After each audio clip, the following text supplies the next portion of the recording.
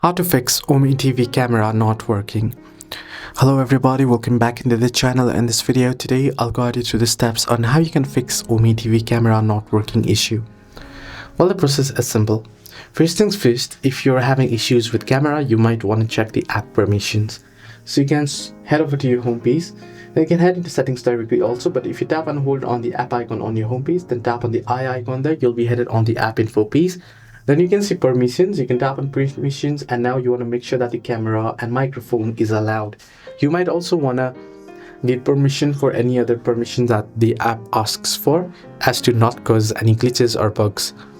Now if you have given the permission and it is still having problem with the camera, then you might want to try and uninstall and reinstall the app. Before doing so, on the app info page, you can head into storage and tap on clear cache. If it doesn't help, you can tap on clear data, but make sure that you have access to your account, because clearing your data will lock you out of your account and delete any data of the app itself.